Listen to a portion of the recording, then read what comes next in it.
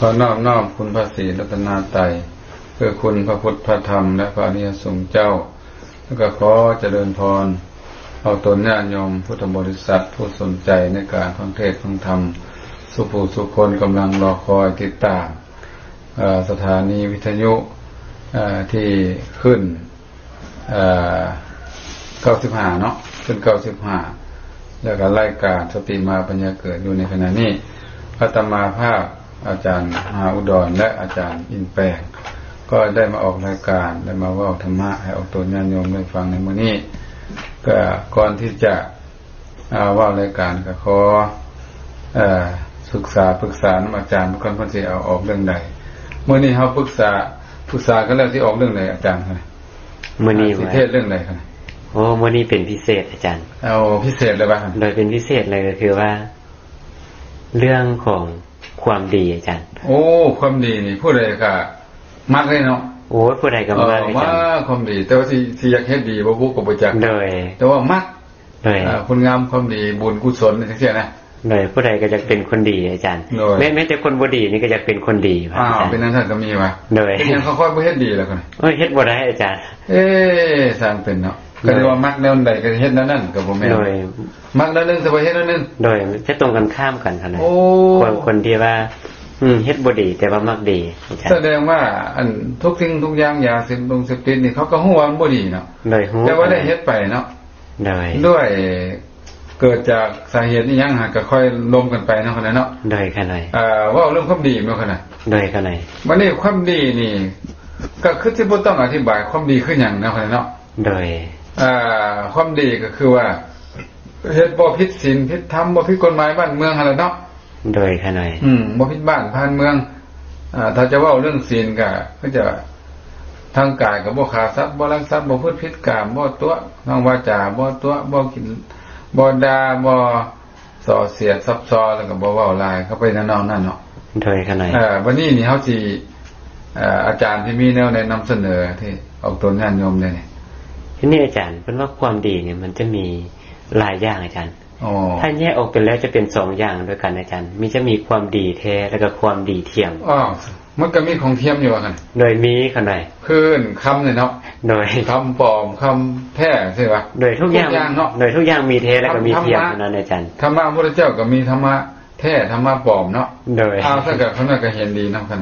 บ่ได้อยากจะเข้าใจว่าอันของเทียมนี่เป็นจังได๋ดีเทียมนี่คั่นความดีเทียมเพิ่นว่าดีมันดีที่แท้จริงอาจารย์บ่ดีถาวรเพิ่นบอกว่าความดีเทียมนี่มาจากตั้งเฮ็ดขึ้นมาว่าโดยตั้งเฮ็ดขึ้นมาอาจารย์อย่างเช่นว่าความดีเทียมนี่นะมันจะดีเพื่อเอาหน้าอาจารย์เพื่อเอาหน้านี่เพื่อประจบโสโภนี่ก็เพื่ออย่างอาจารย์เพื่อจะได้สิ่งตอบแทนจากสิ่งที่ทำความดีนั้นที่เฮ็ดอีหยังลงไปนี่ปลูกพืชบางผลเนาะลงทุนบางกำไรมันบอกกันน่ะโดยคั่นน่ะคล้ายๆเลี้ยงนกต่อจังนั้น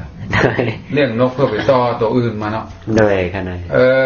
เฮ็ดดีนำคนอื่นก็เพื่อหวังอยากจะได้จากเขาเจ้าจังซี่นะบางคนตอบแทนเนาะโดยอันนี้จะว่าเป็นความดีเทียมเนาะคั่นเนาะโดยยกตัวอย่างง่ายๆนี่พระอาจารย์อย่างเช่นว่าเนาะอยู่บ้านเฮาก็ดีอยู่โรงเรียนก็ดีเนาะเวลามีผู้รักผู้ใหญ่มานี่พระอาจารย์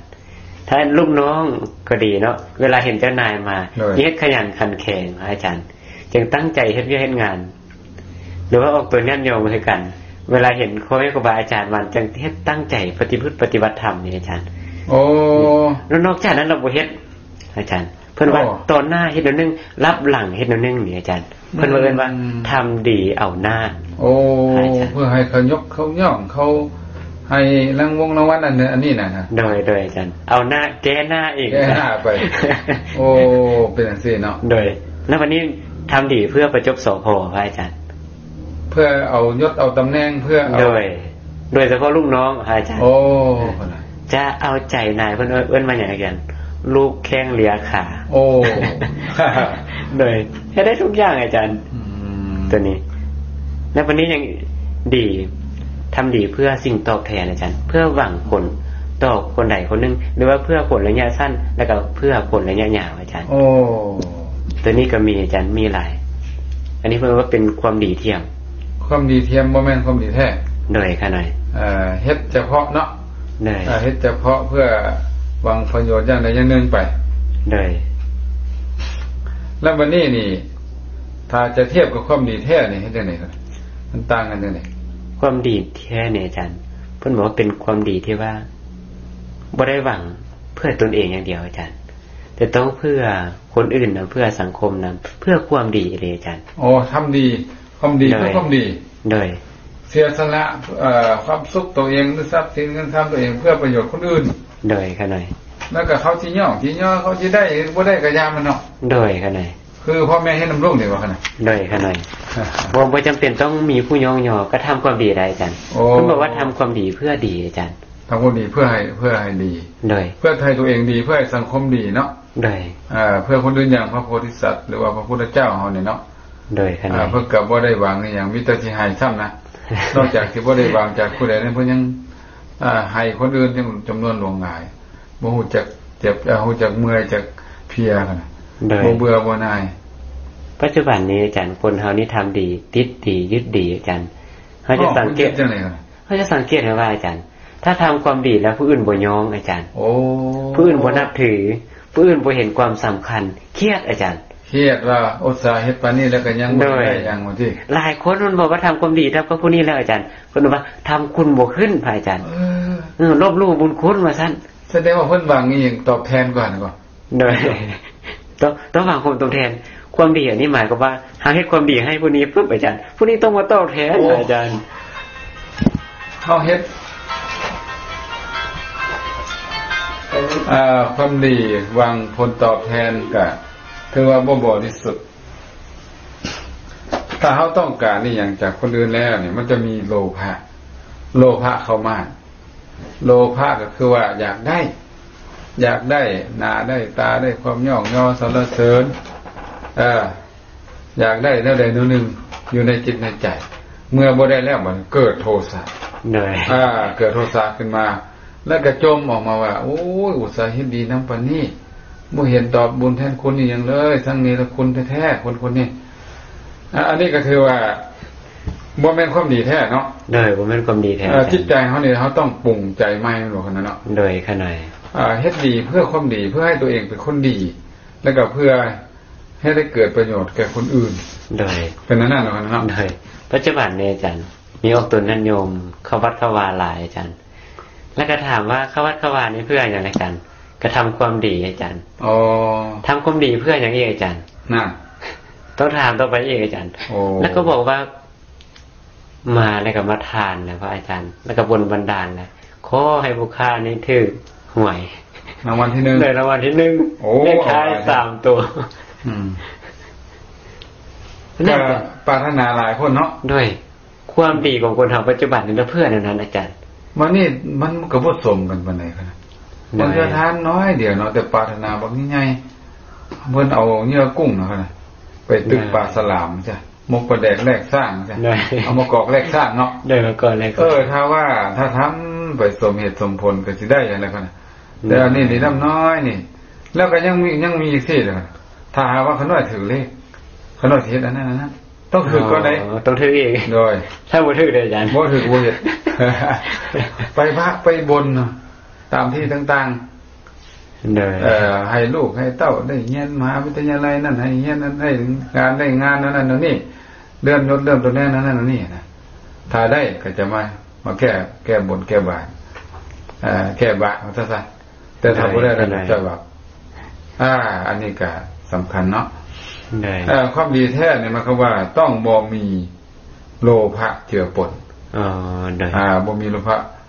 เป็นจังได๋ความดีแท้นี่ต้องเป็นกุศลเนาะเนาะโดยขนาดคิดเป็นบุญเป็นกุศลจังเช่นว่าการคนบางคนน่ะบริจาคทานถวายตามวัดต่างๆก็ดีแล้วก็บริจาคให้เป็นทานแก่คนกำพร้าอนาถาผู้เฒ่าผู้แก่หรือบริจาคสร้างโรงเรียนโรงหมอสร้างครัวสร้างอะไรอย่างก็แล้วแต่ครับคือด้วยจิตเป็นกุศลเพื่อกำจัดความขี้เหนียวของตัวเองนะเพื่อกำจัดตัวโลภะความเห็นแก่ตัวนะกำจัดตัวนั้นนะกำจัดความอิจฉาริษยาใช่ไหมกำจัดความขี้เหนียวจึงเฮ็ดไปหรือว่าเฮ็ดไปกับหรือสิเอานั่นนึงก็ได้ว่า ทำความดีเพื่อให้ตัวเองเป็นคนดีให้สูงขึ้นไปตั้งแต่คนธรรมดาจนสูง5 ท่านี้บุคคลให้พ้นจากความทุกข์เลยเนาะเลยครับเป็นอย่างนั้นนะเป็นทำดีเพื่อละหมออาจารย์เพื่อละความเห็นแก่ตัวเพื่อละความเห็นแก่ตัวเพื่อละความโลภความโกรธเพื่อทำลายอันนี้บ่ดีขนาดถ้าจะอุปมาเนาะถ้าว่ามันมีแนวบ่ดีมันเหม็นน้ำเฮาเหม็นเนี่ยเฮาสิจังได๋เฮาก็สิเอาน้ำดีล้างตัวคนนั้นเนาะมันจังสิอันน้ำเหม็นมันจะสิออกมันบ่เลยขนาดคือว่าเสื้อผ้าคนที่ยังกระยาที่มันบ่ดีเนี่ยเขาต้องเอาแนวดีมาล้างเนาะเลยขนาดถ้าว่าเอาแนวเน่าแนวเสียมาล้างมันก็สิบ่ออกเนาะคนนั้นถ้าคนดีลักษณะนี้เนาะเลยแต่หลายคนน้อยกันเนาะแบบว่าติดดีคือว่าถ้าบ่ได้ดีแล้วก็จะจมเคยมีสุภาษิตของคนแนวใดบ่อาจารย์ฟังน้อยอาจารย์เนาะเลยทำดีได้ดีมีอยู่ใส่พระอาจารย์โอ้ทำชั่วได้ดีมีถมไปโอ้แสดงว่าเป็นสุภาษิตอยู่อาจารย์เป็นคำสุภาษิตของคนบ่ดีอาจารย์เราว่าทุกภาษิตขนาดทุกภาษิตน้อยอาจารย์มันเป็นมิจฉาทิฏฐิบ่ตรงกับเหตุผลต้องทำดีต้องได้ดีครับหน่อยเฮ็ดบ่ดีก็ต้องได้บ่ดีคือเฮาว่านพืชเส้นใดมันก็จะได้ผลเส้นนั้นโดยนะแต่ว่ามันเป็นคำเว้าที่ประชดสังคมนะครับเนาะโดยประชดก็บ่แม่นว่าจะให้เฮ็ดตามนั้นดอกนะโดยเพราะว่าบางคนเฮ็ดดีพญาเฮ็ดดีแต่ว่าบ่ได้เลื่อนขั้นเลื่อนตำแหน่งอ่ะแสดงว่าทำดีบ่ถูกยังไงอาจารย์มันอาจจะบ่ถูกกาลเทศะหรือว่าอาจจะหลายๆอย่างกันน่ะทำดีบ่ถูกดีบ่ถูกผลบ่อาจารย์สิ่งแวดล้อมมันน่ะบางเทื่อบุญกุศลเฮายังบ่ทันพอนะคั่นโดยขนาดมันยังบ่ทันคุณสมบัติเฮายังบ่พร้อมคั่นเฮาสิเฮ็ดจังได๋จังว่าหมากไม้ที่ยังบ่ทันสุกนี่สิเฮ็ดจังได๋สิให้มันสุกอยู่มันก็ต้องรอคอยให้มันสุกไอ้เข้าใจฮ้อนเกินไปกันนะอาจารย์บุญกุศลบ่พอเฮาเบิ่งมั้ยคนที่เรียนจบแต่ละปีบ่นานๆคนแต่คนที่ได้เป็นเจ้าเป็นนายเป็นบ่แม่นสิได้เป็นบ่ได้คั่นได้เป็นบางคนมันจะต้องมีคุณสมบัติเนาะเก่งแล้วบ่พอต้องมีคุณสมบัติเฮาได้เป็นมีมนุษยสัมพันธ์ดีบ่การงานเฮานี่น่ะดีพอบ่ที่จะสมกับตำแหน่งบ่บ่แม่นเขาเจ้าบ่เบิ่งเฮาเขาเบิ่งเฮาอยู่คั่นแต่ว่าปรากฏบ่เหมาะยังบ่พอน่ะยังบ่ทันพอที่จะให้โดยยังบ่พร้อมนะมันก็เขาก็บ่ให้ก็อย่าไปเฝ้าไปเสียอกเสียใจจนจมคำก่อนนี้ออกมาเนาะเคยเอาตัวนั้นโยมอาจารย์คนบอกว่าเข้าวัดเข้าอยู่พระอาจารย์นี่ไปวัดไปวาก็ไปก็หน่อยกินทานก็เฮ็ดน้ำหมูอยู่แต่เป็นหยังหาอยู่หากินบ่ขึ้นอาจารย์จังซี่ลูกเต้าลูกหยังก็บ่เบิ่งบ่แยงอาจารย์ปล่อยป้าพ่อแม่อยู่ทั้งนี้เราก็ทำบุญพระอาจารย์พระเจ้าก็เลยสงสัยว่ามันทำบุญหรือว่าทำความดีนี่ก็มีผลอยู่บ่เขาจะว่าอาจารย์มีแท้ทำความดีมันก็ต้องได้ความดีมาผู้ใดก็ย่อมว่าดีค่ะได้เรื่องพ่อเรื่องแม่เขาว่าดีแล้วนะคั่นน่ะแล้วสิเอาดีอันใดอีกคั่นมันดีแล้วเนี่ยมันดีแล้วเนาะมีคนเฮาเสียสละทานเฮาก็ได้เสียสละความเห็นแก่ตัวเฮาออกไปเลยดิแล้วก็ได้เป็นประโยชน์ต่อครูบาอาจารย์เป็นประโยชน์ต่อคนอื่นแล้วมันบ่คั่นมันก็ดีแล้วเนี่ยในคำสู่พุทธศาสนาด้วยให้ได้อายุสนะสืบไปมันดีที่เอาในอีกสมมุติว่าเนาะสิให้ปึ๊บมันเป็นเศรษฐีแล้วสมมุติว่าเนาะมันบ่ได้คั่นเพราะว่าเหตุปัจจัยในอดีตเฮาสร้างมาซำนั้นแต่ว่าถ้าเฮาสิได้เต็มที่นี่ค่ะต้องพุ่นแล้วรอคอยมันออกมาออกผลคือเฮาปลูกต้นไม้นี่คั่นน่ะกว่ามันจะออกดอกออกผลบางเทื่อ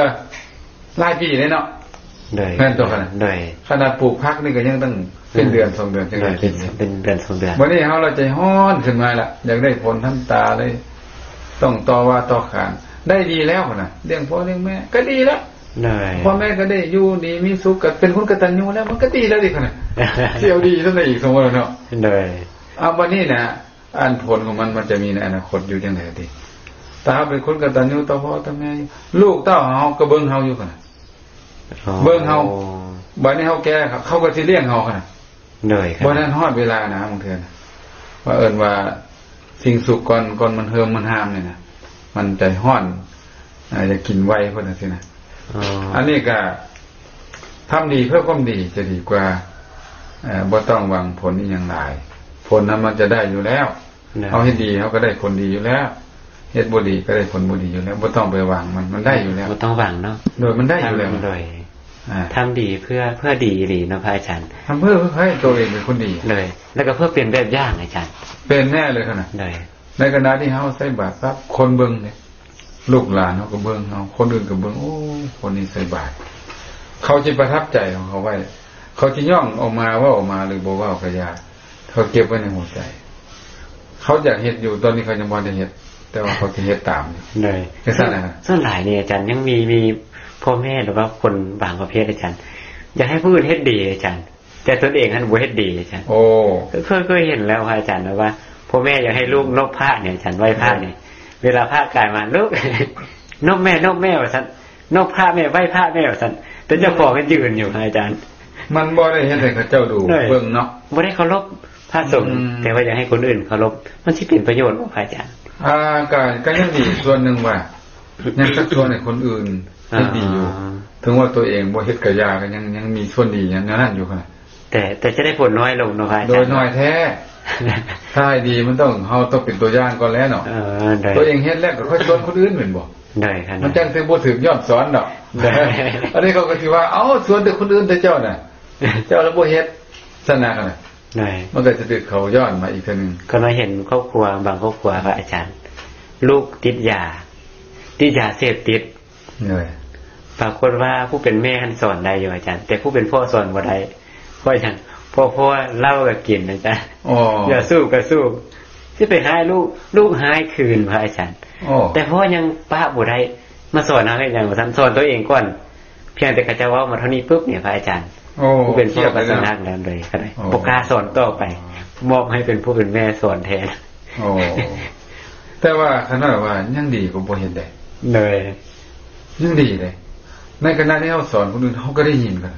เลยเขาเจ้าย้อนมานั้นเฮาก็สิได้สำนึกโตคั่นน่ะโอ้เฮานี่เป็นผู้ที่สอนคนอื่นยังบ่สมบูรณ์เนาะเฮาดีแต่ว่ายังการกระทำบ่ดีเนาะมันจะมาสอนตัวเองเติมอีกค่ะแล้วก็เสียงสะท้อนตีมาก็มาสอนเฮาอีกเป็นอันนั้นค่ะอันนี้ก็หมายความว่าความดีแท้เนาะเลยกันเลยความดีแท้นี่ก็เกี่ยวกับจิตเป็นกุศลค่ะดีเทียมนี่อำนาจโลภะอยากได้ความอยากได้แอบแฝงอยู่เอิ้นว่าเวลาเฮาใส่เบ็ดเนี่ยเฮาเอาเหยื่อใส่นี่ค่ะให้ปลากินแต่ว่าเพื่อให้ติดเบ็ดพร้อมซะนะได้แต่ว่าถ้าผู้ที่เฮ็ดดีความดีได้ว่านได้เลยเขาน่ะบ่ต้องใส่เบ็ดใส่หยังแหละบ่ต้องเอาแหมาว่านอีกล่ะปล่อยมันกินไปเลยให้ทานไปเลยน่ะแบบนี้นะเพื่อสละความขี้ที่ขี้เหนียวเพื่อเกิดประโยชน์คนอื่นวางประโยชน์ในชาติหน้าชาตินี้ก็ดีว่าถ้าผู้ขาตกทุกข์ยากก็จะได้มีคนมาซอยมาสู้นะได้ให้ข้าพเจ้ามีความสุขความเจริญบ่อึดข้าวอยากปลาแต่ท่านความดีนี่ก็จะแยกไปหลายแนวเนาะคั่นเนาะได้ความดีทั้งโลกความดีทั้งธรรมแม่นบ่คั่นน่ะได้เอาบ่นี่ความดีทั้งโลกนี่สิไปแนวใดคั่นก็ลักษณะความดีทางโลกเนี่ยคือว่าส่วนหลายคนอาจจะคิดว่าถ้าได้ดังใจตนอาจารย์อย่างเช่นถ้าว่าตาเนาะอาจารย์เนาะได้เห็นรูปดีๆนี่เฮาก็ว่าจะว่าโอ้เป็นความดีโชคดีของเฮาถ้าหูได้ฟังเสียงดีๆเนี่ยอาจารย์เฮาก็คิดว่าดีฟังเพลงฟังรำนี่ป่ะเลยตาหูดังเนาะอาจารย์เนาะถ้ามีกลิ่นดีๆเนี่ยอาจารย์มากระทบนี่ก็โอ้มีความสุขอาจารย์เฮาก็ถือว่าดีแล้วและกายของเฮานี่ได้สัมผัสได้นุ่งผ้าดีๆอาจารย์อ่อนๆนุ่มๆอยู่สถานที่ดีๆเฮาก็ว่าดีแล้วครับอาจารย์อันนี้เป็นความดีทางโลกก็คือดีที่ว่าเฮาได้สัมผัสได้เสพสิ่งเหล่านั้นอาจารย์เอาที่ถูกใจเฮานี่แล้วเนาะโดยถ้าสิ่งใดถูกใจแล้วเฮาว่าดีอาจารย์บ่ได้เกี่ยวว่าสิ่งนั้นจะดีแท้หรือบ่ดีแท้ก็อย่าเอาความพอใจเนาะโดยจะเป็นขั้นความดีเทียมอยู่อาจารย์เอาความถูกใจว่าซั่นตัวแต่ว่าอาจจะถูกต้องหรือบ่ฮู้แล้วเนาะส่วนหลายก็เป็นนั่นคั่นน่ะได้กินก็ว่าดีแล้วนี่คั่นคนเฮาเนี่ยได้เห็นอะไรจบๆงามๆถึงหูถึงตาก็ว่าดีแล้วนี่บ่เป็นบุญตาคนใดได้ฟังเพลงฟังหยังหรือได้ฟังหมอละห้องหมอละโอ้บุญหูแล้วทั้งที่ว่าจะเป็นยาเสพติดหรือบ่ฮะก็ยังบ่ฮู้เนาะได้ความดีทั้งโลกก็คือคิดแบบโลกๆเนาะได้คิดแบบโลกถ้าเอาแบบทางธรรมเฮาดีกันน่ะได้ทั้งแบบทางธรรมเลยที่จริงแล้วความดีทางธรรมเนี่ยมันบอกว่าทำอะไรก็ได้อาจารย์แต่ทำให้เป็นประโยชน์เพื่อตนเองแล้วก็เพื่อคนอื่นเพื่อสังคมอาจารย์บ่เดือดร้อนตนบ่เดือดร้อนคนอื่น แต่ทำไปแล้วนี่เกิดประโยชน์ทั้งตนและคนอื่นจะถือว่าเป็นความดีที่แท้จริงพระอาจารย์ต้องให้เกิดประโยชน์นะครับเนาะโดยสรุปแล้วถ้าบ่เกิดประโยชน์นี่ยังบ่ว่าบ่จัดเป็นความดีก็ยังบ่ถือเป็นความดีขั้นธรรมดาอาจารย์หลายคนที่เกิดมานี่พระอาจารย์ก็ความดีก็พอตั้งแต่นั้นพอจะปรากฏในอาจารย์แต่จะให้ดีแท้ทำประโยชน์แท้นี่ยังน้อยอยู่พระอาจารย์มันนี่สิเฮ็ดจังได๋ที่ฮู้จังได๋ว่ามันเป็นประโยชน์ครับอยากสร้างมันเกิดประโยชน์นี่พระอาจารย์โดยต้องถามว่าสิ่งที่เราเฮ็ดไปนะอาจารย์มันเกิดประโยชน์ต่อคนรอบข้างเฮาบ่อาจารย์แล้วก็ต่อเฮาเองแล้วก็ต่อสังคมพระอาจารย์อย่างเช่นยกตัวอย่างง่ายๆเนี่ยอาจารย์เฮามีข้าวของมีเงินมีขับเนี่ยอาจารย์เฮาสามารถที่จะเกื้อกูลคนอื่นได้บ่พระอาจารย์สามารถเอื้อเฟื้อแบ่งปันช่วยเหลือพี่น้องเวลาตกทุกข์ได้ยากได้บ่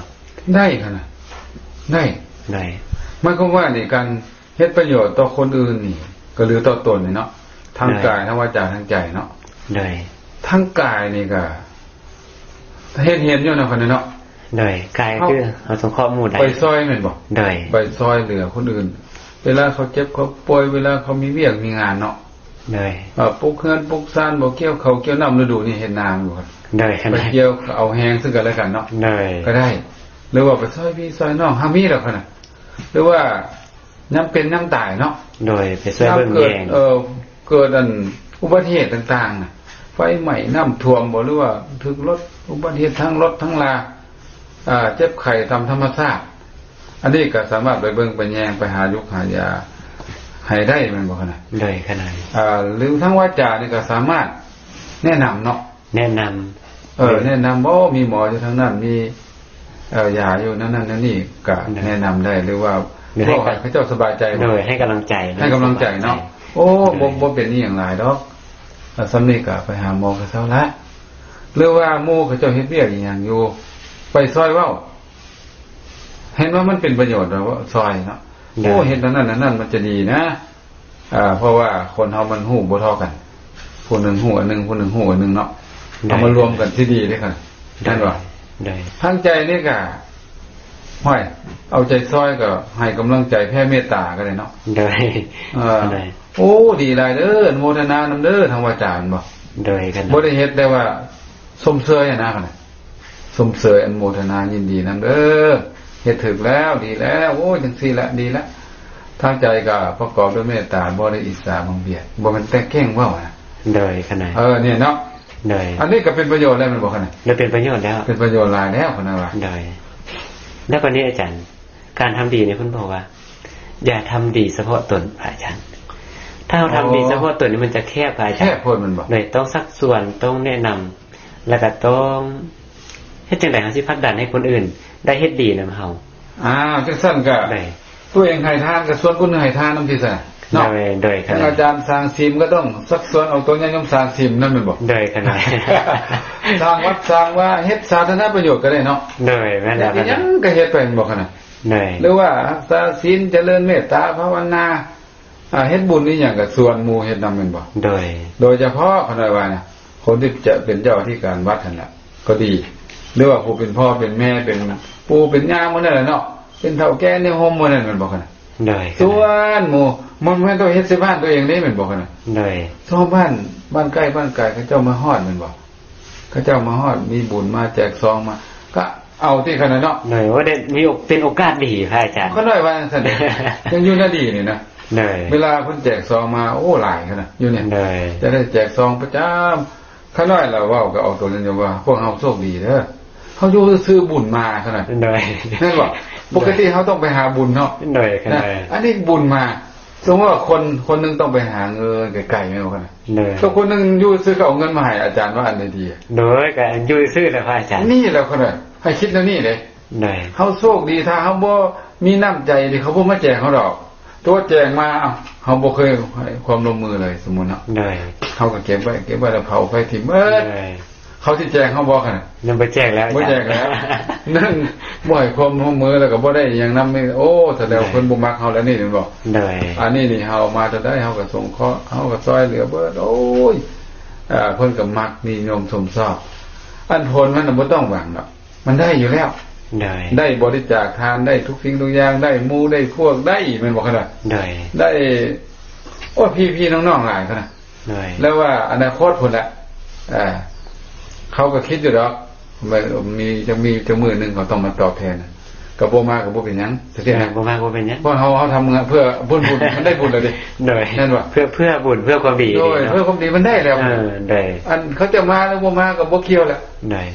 ให้เราคิดหน่อยให้คิดแง่ดีนะอาจารย์คิดแง่ดีขนาดคิดแล้วไม่ดีเลยเด้ถ้าสาวพุทธเนี่ยของพวกเราอาจารย์แล้วตัวนายโยมกำลังฟังอยู่ขณะนี้นะเฮาคิดว่าโอ้ถือว่าเพิ่นให้โอกาสเฮาได้ทำดีที่สุดพระอาจารย์ยิ่งเราทำดีทุกวันเนาะอาจารย์สร้างสมความดีทุกวันนี่มันจะยิ่งเป็นบุญมหาศาลเลยครับอาจารย์ยังเนี่ยอาจารย์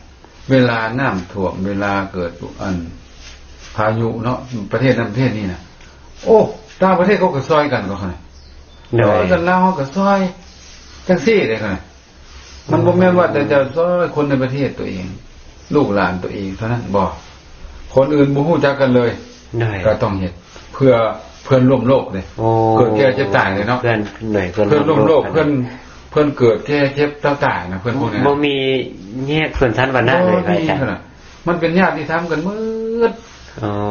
ถึงคนละศาสนาคนละภาษาก็ญาติเป็นมนุษย์เป็นเพื่อนร่วมโลกแก่เจ็บตายนำกันเพราะนั้นต้องเห็นอกเห็นใจและอนุเคราะห์ช่วยเหลือไปโลกนี้มันจะเกิดความสันติได้ขนาดว่าแสดงว่าโลกเขาเนี่ยจะอยู่ได้เพราะการแบ่งปันด้วยนี่แหละด้วยประโยชน์นี่แหละขนาดทำประโยชน์ตัวเองแล้วก็บ่พอต้องออกไปจากตัวเองไปหาคนอื่นแล้วก็สักส่วนคนอื่นแม่นแล้วขนาดเพราะว่าเฮาบางทีโอ้ยคนน้อยมันทุกข์มันยากเฮ็ดบ่ได้บ้าสร้างว่าเนาะอาจารย์ถ้าทุกข์ยากนี่เฮ็ดบุญได้บ่โอ้ได้ขนาดไหนโอ้ยไปสมมุติว่าเพิ่นเฮ็ดเวียกเนาะพระอาจารย์เนาะสมมุติว่าบ้านสมมุติวัดนาดีเนาะอาจารย์เนาะเดี๋ยวนี้กำลังทำความสะอาดและกำลังสร้างศาลนี่เฮาก็ไปซอยติพระอาจารย์เอาแห้งนี่วะเอาแห้งแล้วไปซอยบ่มีหยังก็เอาไปเจ้าเอาไม้กวาดอาจารย์มากวาดเด้อนะอาจารย์มันก็ได้บุญแล้วอาจารย์แม่นเอาน้ำพ่นน้ำต้นไม้นะของน้ำมื้อนั้นนี่เนาะขนาดไปโทรล้างถ้วยช่วยซ่ามันบ่แล้วก็อาสาสมัครเอาเหือเอาแห้งเอามันก็บ่มีเหือแห้งเดียวคำเว้าเด้คั่นน่ะสักส่วนคนอื่นมาเติมก็ได้เนาะโอ้พี่น้องเอ้ยบ้านเฮามีนั่นนี่เด้อมีบุญพวกเขาไปซอยกันเด้อก็ได้เนาะน้อยนี่ทำดีมันง่ายขนาดนี้อาจารย์ผมก็ว่าขน้อยก็ว่ามันมันง่ายอยู่นะบ่ต้องซื้ออีกอาจารย์แล้วบ่ต้องใช้เงินเนาะบ่ต้องใช้เงินแต่คนบอกว่าจะเฮ็ดความดีนะต้องมีเงินมันบ่มีอะไรเนาะหรือว่าสิเฮ็ดบุญนะต้องมีเงินมีคำเป็นหน้าที่ของคนมีเงินมีคำเด้อว่าซั่นที่แท้แล้วมันก็บ่แม่นเนาะอยู่ที่จิตใจมีน้ำใจเสียสละเพื่อแผ่สงเคราะห์อนุเคราะห์คนอื่นเหมือนบ่คั่นโอเคสักอย่างนะความดีทางธรรมนี่แล้วก็มันมีวิธีลักษณะกว่านี้ก็ยังมีเลยเนาะคั่นเนาะวิธีทำความดีนี่นะเพื่อละโลภโกรธหลงนี่อันนี้สิแห่งที่พิสดารกันเนาะโดยพิสดารขึ้นมันเป็นลำดับขึ้นพระอาจารย์เอาเรามึงดูก่อนอันเฮ็ดความดีเพื่อละความโลภนี่เฮ็ดจังได๋ความดีเพื่อละความโลภนี่อาจารย์ปกติแล้วคนเฮานี่อาจารย์เพื่อละความโลภนี่อย่างเช่นยกตัวอย่างว่าการให้ทานเนาะอาจารย์ที่จริงแล้วคนนี่โดยปกตินิสัยของคนเฮานี่บ่มักให้อาจารย์จะมักรับอาจารย์ถ้าได้รับแล้วดีใจดีใจแต่ถ้าได้ให้ไปแล้วอยากบ่ดีใจปานใดอาจารย์ย่านตัวเองมึกโดยเสียดายย่านทุกข์เนาะโดยย่านทุกข์ย่านหยังไปบัดนี้อาจารย์การให้เพิ่นบอกว่าจงชนะการให้จงชนะการคิดที่นี่นะอาจารย์ด้วยการให้ชนะความคิดที่ด้วยการให้โดยเพราะฉะนั้นเมื่อให้ไปแล้วอาจารย์บ่ต้องหวังอย่างไรอาจารย์บ่ต้องหวังผลตอบแทนบ่ต้องหวังว่าต้องได้ไปขึ้นสวรรค์ชั้นฟ้าอาจารย์เพื่อละคนโลภได้พระอาจารย์แต่ถ้าเฮาหวังว่าอยากร่ำอยากรวยเนาะพระอาจารย์เนาะถ้าได้ปุ๊บเลยสิได้ไปอยู่สวรรค์ชั้นฟ้านี่ถือว่ายังมีความโลภติดอยู่อาจารย์แต่เพิ่นบอกว่าทานไปเพื่อไม่ให้เห็นแก่ตัวอาจารย์เพื่อละเพื่อคัดเกลาเพื่อให้จิตใจของเฮาได้สูงขึ้นพระอาจารย์สรุปแล้วนี่เพื่อละกิเลสอยู่ทางในตัวเฮานี่เนาะได้ครับพอไปก็ได้ความเห็นแก่ตัวของเฮาความเห็นแก่ตัวที่ฝังห่างอยู่ในตัวเฮานี่ลึกๆอยู่นี่เนาะได้เพื่อกำจัดความโลภกำจัดความกิเลสอันนี้ก็น้อยคนก็สิฮู้กันได้กันได้ส่วนหลายที่บ่ฮู้เลยส่วนหลายอย่างน้อยอาจารย์เนาะเพิ่นบอกว่าเป็นการทำความดีที่ดีที่สุดอาจารย์ เพื่อปล่อยวางนี่เอาชนะตัวเองเนาะเนาะโดยเอาชนะใจตนเองชิตังเมเนาะพระอาจารย์ชิตังเมเอาชนะแล้วนี่นะโดยก็มีเรื่องหลายเรื่องก็เกี่ยวกันแต่ว่าบ่ว่าล่ะเวลาเฮาสิบ่พอโอ้ยเวลาบ่พอโดยก็สิได้เนาะอาจารย์เนาะหมายความว่าเฮาปกติเกิดเฮาเกิดมาเนี่ยมันเห็นแก่ตัวมันมักได้เนาะมันได้มักเอามักอันนั้นอยู่แล้วเอาเปรียบคนอื่นอยู่แล้วเอาเปรียบแล้วก็เอาถ้ามีเท่าใดก็บ่พออยู่แล้วเนาะการที่จะเอาออกนี่เป็นเรื่องที่ฝืนมันบ่โดยเป็นเรื่องที่ฝืนจิตใจแต่เฮาต้องเฮ็ดเนาะเพื่อเอาชนะตัวคนโลภอย่างเงี้ยเลยต้องฝืนก็ถือว่าพอสมควรอยู่นี่ก็ได้ยากแน่นี่แต่เอาตนญาติโยมชาวพุทธเฮานี่ก็ถือว่าเฮ็ดอยู่ประจำคนที่เฮ็ดง่ายที่สุดนี่คือพวกใดอาจารย์ฮู้บ่เฮ็ดดีนี่บ่อาจารย์คนที่ละความโลภง่ายที่ละความโลภง่ายนี่ถ้าว่าอยู่ในฐานะที่ว่าบุคคลที่ว่าเหมาะสมก็แก้การประพฤติปฏิบัติเนี่ยอาจารย์จะเป็นพระสงฆ์อาจารย์ครูบาอาจารย์แล้วผู้ที่เข้าวัดเข้าวาถือศีลเป็นประจำอาจารย์พวกนี้มันก็มีอัธยาศัยเนาะที่น้อมไปอยู่แล้วอาจารย์อ่อนโยนแล้วก็เสียสละว่าซั่นจะไปแต่บ่เสียสละก็คือสิบ่ไปบวชคือสิบ่เข้าวัดเข้าวาเนาะว่าประพฤติตนให้เป็นประโยชน์ต่อคนอื่นอยู่แล้วเนาะขนาดแล้วจะว่าไปแนวนึงก็เว้าเรื่องงานการเฮ็ดอันพวกนี้ก็คนที่เขาเจ้ามีศรัทธาเนาะมีศรัทธาเห็นประโยชน์นะเห็นประโยชน์เห็นอานิสงส์เห็นผลบุญมีปัญญาว่าซั่นจะไปเนาะมีศรัทธามีปัญญาถ้าบ่มีปัญญาจะเฮ็ดไปเฮ็ดหยังมันบ่คั่นน่ะต้องเห็นประโยชน์มีสติปัญญาเห็นเบิ่งเห็นผลประโยชน์ที่จะได้โอ้เฮ็ดให้จิตใจสบายคนบางคนนี่ถ้าได้รับแล้วดีใจแต่คนบางคนบ่แม่นถ้าได้หายแล้วดีใจเห็นบ่ดีให้คนอื่นได้ทานไปแล้วโอ้อิ่มอกอิ่มใจยิ้มแปลกเด้แปลกเด้คนแนวนี้น่ะสังเกตอยู่บ่ได้อาจารย์สังเกตอยู่บ่ได้ตอนใดอาจารย์ตอนในขณะที่เขาเจ้าทำมันน่ะครับยิ้มเบิกบานยิ้มเลยหน้าใสสภาพจิตใจของเขาเจ้าน่ะมีความสุขคั่นแล้วมันแสดงออกมาทางอาการต่างๆหน้าตามาจากความเว้าก็น้อยโอ้มีความสุขหลายได้ไปไหว้พระได้ไปเอานั่นอันนี้ไปบูชาได้ไปถวายทานโอ้อิ่มอกอิ่มใจประทับใจหลายมีความสุขสังเกตไม่ออกเนาะตอนเพิ่นมาก้อนมาวัดกับหลังมาวัดเนาะพระอาจารย์เนาะโอ้ยตอนก้อนมาอันบ่ค่อยมีความสุขได้อาจารย์หน้าเคร่งเครียดอาจารย์หลังจากโอ้มาวัดแล้วนี่อาจารย์มาไหว้พระรับศีลถวายสังฆทานไปแล้วนี่พระอาจารย์โอ้ยใบหน้าผ่องใสเลยพระอาจารย์โดยเฉพาะเท่านั้นมีครูบาอาจารย์เทศน์อานิสงส์โครงการเฮ็ดบุญแต่ละอย่างโอ้แต่ก่อนก็ยังบ่คักปานใดเนาะพอได้ฟังว่ามีอานิสงส์เท่านั้นเท่านี้โอ้ยังดีใจเติมอีกครับเพราะแต่ก่อนมันยังบ่ฮู้คักนะอันนี้ก็ถือว่าเฮ็ดบุญเนาะเฮ็ดความดีละความโลภต่อไปละความโกรธเฮ็ดจังได๋คั่นนี่ละความโกรธอาจารย์การทำบุญละความโกรธนี่ส่วนใหญ่จะเป็นการให้คือกันอาจารย์โอ้จะเป็นการให้อภัยอาจารย์ให้คนละอย่างตัวซั่นเลยเพราะว่าละความโกรธเนี่ยเขาจะไปเป็นลักษณะเอาสิ่งของเอาอย่างนี้อาจารย์จะบ่เหมาะสมที่สุดแต่สิ่งสำคัญก็คือว่าละความโกรธเนี่ยคือว่าเราพยายามให้อภัยอาจารย์อย่าไปอภัยทานซะเนาะจะไปถือสาอย่าไปคิดเล็กคิดน้อยสิ่งใดที่ว่ามันบ่เป็นประโยชน์ก็จะไปเก็บมาฝังไว้อยู่ในจิตใจอาจารย์ให้อภัยทานไปเลยให้อภัยบ่ถือโทษโกรธเคืองไผเนาะเลยถือผู้มีความผิดอาจารย์เฮาก็ให้โอกาสคนอื่นอาจารย์ถือว่าเป็นการทำความดีอาจารย์โดยถ้าเฮาบ่ให้โอกาสคนอื่นเนี่ยอาจารย์เราคิดว่าเขาเจ้าก็จะหมดโอกาสถ้าเป็นเฮาเนี่ยถ้าคนอื่นบ่ให้โอกาสเฮานี่ครับอาจารย์เฮาก็จะเสียใจคือกัน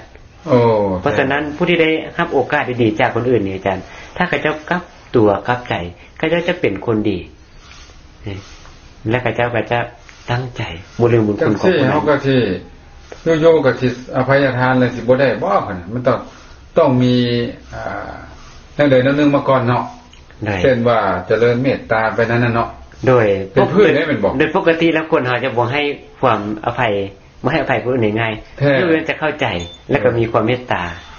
อยู่ในใจเมตตากรุณาเนาะเจริญนี่เป็นนิสัยเลยแล้วอีกอันนึงก็ได้ดีอยู่เลยครับสมมุติว่าคนที่โกรธกันนี่บ่มักไปหามาสู้บ่มักยิ้มกันเฮาให้ก็ได้ครับให้อาจารย์ว่าให้หยังก่อนล่ะเห็นกันยิ้มใส่รถคั่นน่ะถามก่อน ถามก่อนก็ได้คั่นโอ้ด้วยเขาเจ้าน่ะบึ้งใส่กระยาเฮาก็ถามแล้วก็ยิ้มใส่ได้อยากให้ดีไปฮอดศาลเอาอันนั้นอันนี้ไปฝากโอ้ด้วยให้แบบวัตถุก็ได้เด้คั่นให้วัตถุก็ได้ด้วยไปหามาสู้ให้ทั้งกายไปซอยเวียกซอยงานทั้งวาจาก็เว้าดีนำทั้งใจก็แผ่เมตตาส่งไปอีกคั่นโอ้ด้วยบ่โดนคั่นน่ะเรียบร้อยทับใจเลยบ่อาจารย์เขาก็หายโกรธเฮาก็หายโกรธเขาใจให้ผู้ใดให้ไปหาผู้นั้นคั่นด้วยให้ไปหาผู้นั้นเอาของไปให้เขายังไปเว้าดียังแล้วมันเข้าใจกันเซาเลยคั่นหรือว่าเขาโกรธเฮาก็คือกันเฮาก็ไปหากันไปหามีหยังก็เพราะว่าอาการให้เนี่ยนะคั่นน่ะเป็นการผูกเนี่ยผูกมิตรผูกมิตรไม่ดีหน่อยผูกไม่ดีวันนี้เพิ่นบอกว่าผู้ให้ย่อมเป็นที่ฮักของผู้รับน่ะหน่อยนั่นว่าอาจารย์เราบอกโอ้ต้องแก้ตรงนี้บ่อาจารย์แก้เนาะคั่นน่ะถ้าว่าเขาเจ้ายังเครียดยังใจหายยังโยนบ่อาจารย์ต้องผูกมิตรตรงนี้บ่อาจารย์ผูกมิตรอาจารย์ว่าเป็นหยังค่อยโกรธเฮาโกรธกันเพราะบ่ได้ให้เลยหน่อยบ่ได้ดังใจบ่ได้ให้เขาบ่ให้หยังบ่ให้วัตถุบ่ให้การซอยเวียกซอยงานบ่ให้คำเว้าบ่ให้ใจเลยว่าถ้าเราให้ไปมึงดูคั่นน่ะเลยเขาสิหาเขาได้ค่ะเลยโอ้ยแต่ก่อนมันลงผิดไปนึกว่าเขาเจ้าเป็นคนนั้นนี่บ่แม่นเด้อเขาเป็นคนดีเด้อสิฮู้จังซี่บ่อาจารย์ฮักตื้มบ่อีกคั่นน่ะโอ้เป็นการทำลายความโกรธของเฮาและความโกรธของคนอื่นไปในตัวได้จากการปรับเข้าใจการให้การห้อยยิ้มเนาะอาจารย์การทักทายนี่ทักกายกันยิ้มให้ก็ได้ครับยิ้มหรือว่าไปเจ้าเวียกเจ้างานทั้งว่าจากว่าลมนั้นแล้วดีๆนะแสดงว่าโทษขออภัยเนี่ยเขาได้แสดงว่าใจให้ยังสู้ความดีบ่ได้เนาะอาจารย์เนาะไฟเนี่ยนะไปเอาน้ำสาดไปดับเลยขนาดสงครามโลกนี่มันจบมึงไหนอาจารย์เขาว่ามันจบอยู่โต๊ะเจรจาขนาดมันไม่ได้จบเพราะปืนขนาดเอาไม่ลบกันสิแต่เอามาเซ็นสัญญาสงบเสริมยุทธขนาดคือพวกนี้แต่ก้อนนานนั้นเขาเลยก็จะโคกใส่อยู่เลยมันบนนั้นหมดมือหมดบ้ายังบ้าอยู่ความโกรธมันอย่างไรมันความโกรธอ่อนเริ่มคิดได้ขนาดโอ้บดได้เนี่ยตั้งคนตั้งตายจิบหายไปวอดต้นได้สติก็เลยมาด้วยความดีอีกแล้วได้ความดีมายิ้มใส่กันเนาะมาทำเข้าใจกันบอกเอาวันนี้ก็แลกเปลี่ยนกันแล้ววันนี้เอานั่นนี่ให้กันเลยเส้นสัญญาผู้เดียวนึงเรียบร้อยเนาะอาจารย์เนาะเรียบร้อยกันเพราะจะนั่งก็ต้องให้เนาะ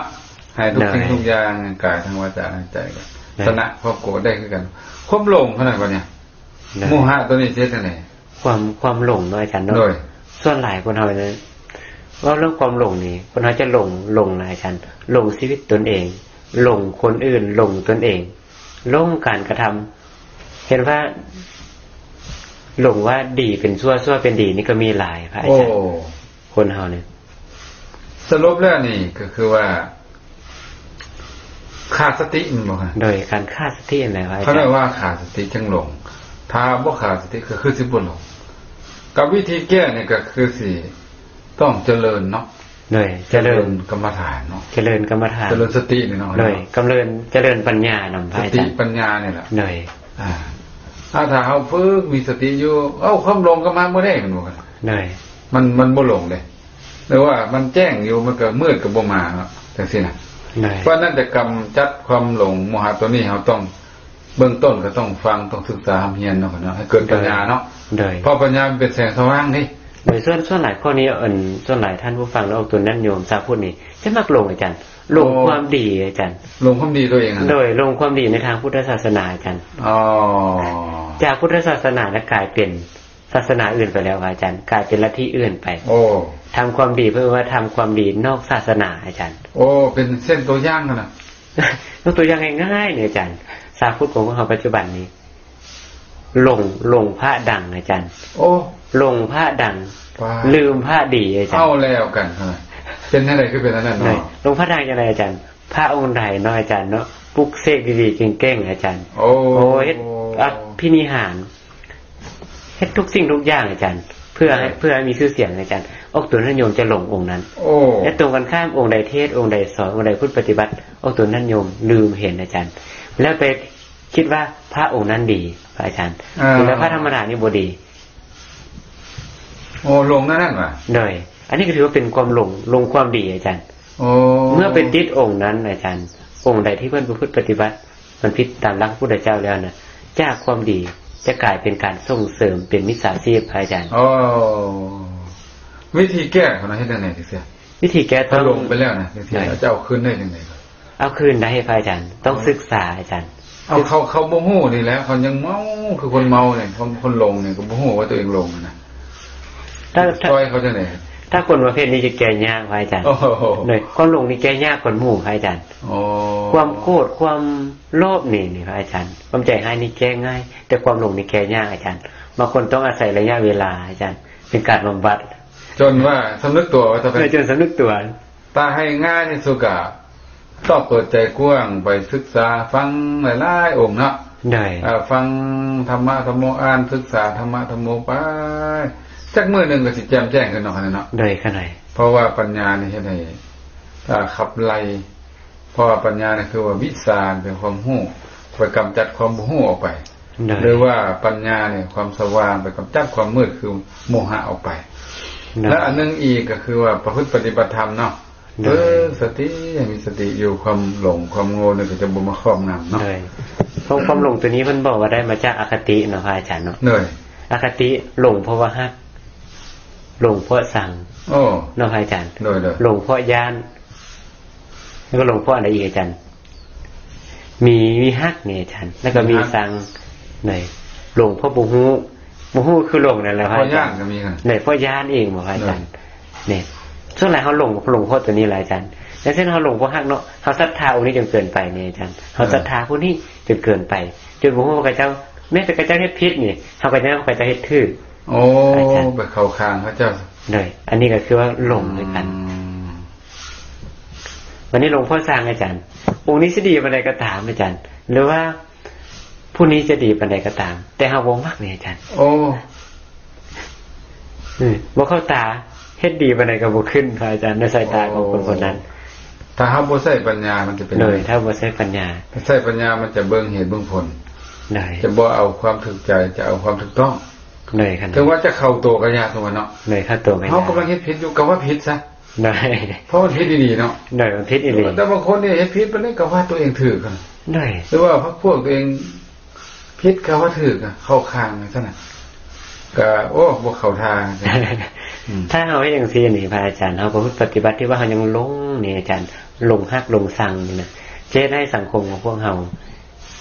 บ่น่าอยู่พระอาจารย์พวกก็จะเข้าแต่พวกพ้องของตนเองมันจะเป็นกลุ่มเป็นพรรคเป็นฝ่ายเนาะโดยมันจะบ่เฮ็ดให้เกิดสังคมที่สงบร่มเย็นเนาะโดยทั้งที่เฮาลืมไปเนาะพระอาจารย์ว่ามนุษย์เฮานี่เนาะเป็นเพื่อนเกิดแก่เจ็บตายอาจารย์ลืมไปโดยลืมไปเขาลืม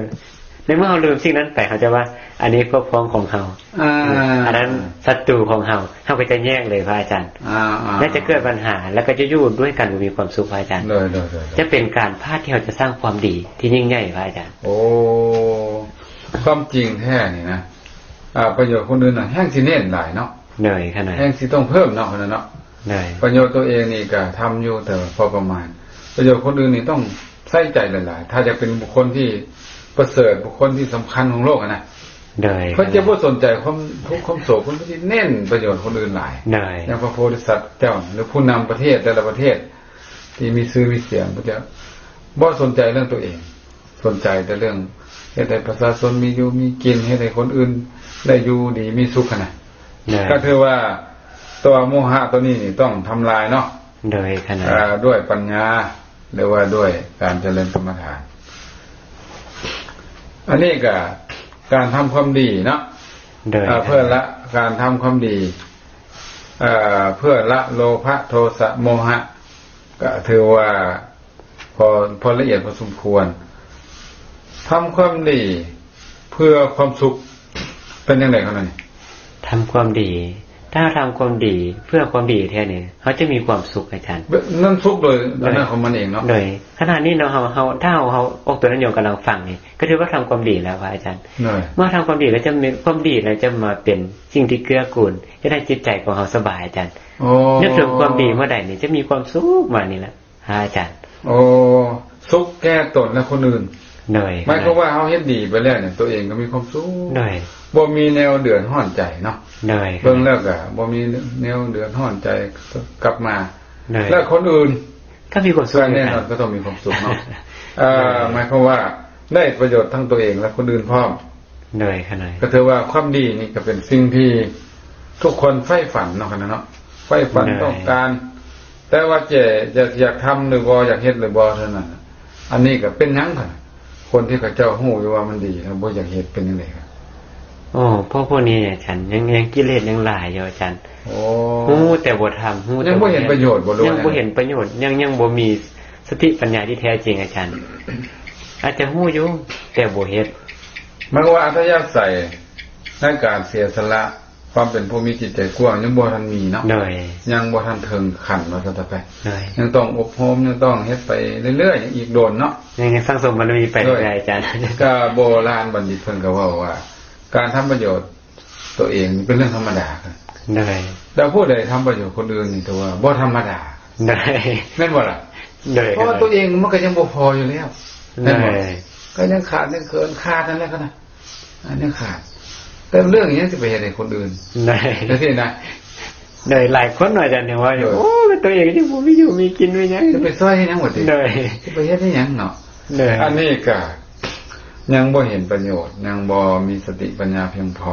ต้องฝึกจิตฝึกใจเป็นคนเสียสละคนนี้เป็นคนมีน้ำใจเป็นคนเห็นประโยชน์เห็นอานิสงส์ว่าการให้คนอื่นนั่นก็คือให้ตัวเองนั่นแหละเป็นบ่ขนาดคำสรรเสริญเยินยอแล้วก็มันจะมาหาไปก็จะมาหาตัวผู้เฮ็ดนั่นตัวเนาะได้วันเดียวคนบ่เห็นเทพบุตรเทวดาก็เห็นหรือว่าตัวเองก็เห็นอยู่แล้วตัวเองนั่นแหละเห็นสำคัญที่สุดเลยเพราะฉะนั้นนี่นะครับตอนนี้ก็ได้เวลาแล้วอาจารย์ลองสรุปหน่อยได้ก็อยากฝากท่านผู้ฟังทั้งหลายเนาะที่กำลังติดตามฟังรายการอยู่คือว่าขอให้เฮามีความดีเมื่อบ่มีถ้ายังบ่มีความดีก็สร้างความดีขึ้นหลายๆสร้างความดีให้แก่ตนเองแล้วยังบ่พอต้องสร้างความดีเพื่อคนอื่นแล้วก็สักส่วนคนอื่นสร้างความดีให้ถึงพร้อมการทำความดีต้องทำให้ถึงพร้อมพระพุทธเจ้าได้สอนเอาไว้ว่าการสร้างความดีมันมีหลายระดับต้นระดับกลางและระดับสูงสุดเหมือนดังปรมี30ทัศน์ยกตัวอย่างก็คือว่าการให้ทานขั้นต้นขั้นกลางและขั้นสูงสุดเพราะฉะนั้นการทำความดีของเราขอให้ทำดีให้ยิ่งขึ้นไปทำดีเพื่อดีทำดีเพื่อละความเห็นแก่ตัวและขอเจริญพรนะครับอาจารย์คือว่าการสนทนาธรรมกันก็พอสมควรแก่เวลาเนาะแต่ท้ายที่สุดก็ขอความสุขความเจริญในธรรมจงบังเกิดมีแก่ท่านผู้ฟังทุกผู้ทุกคนที่ได้ติดตามรับฟังการบรรยายธรรมเกี่ยวกับคุณงามความดีก็ขอให้ออกตนญาติโยมทุกผู้ทุกคนตั้งใจเฮ็ดแต่คุณงามความดีเพื่อตัวเองและเพื่อคนอื่นเพื่อให้ตัวเองนี่เป็นคนดีแล้วก็เพื่อให้สังคมเฮาเป็นคนดีและขออำนาจคุณงามความดีที่พวกเฮาได้เฮ็ดไปนั้นจงมาสะท้อนย้อนกลับมาหาทุกท่านทุกคนที่ได้เฮ็ดคุณงามความดีไปจงจะมีแต่ความสุขความเจริญปราศจากความทุกข์โศกโรคภัยปราศจากอุปทวนโอนตายข้อเขียนเว้นให้มีแต่ความสุขความเจริญสิริสวัสดีเจริญไปด้วยอายุวันนะสุขะพละเจริญไปด้วยลาภยศสรรเสริญในความสุขปรารถนาสิ่งหนึ่งสิ่งใดก็ขอให้ได้สมของมาตรปรารถนาทุกประการด้วยเถิด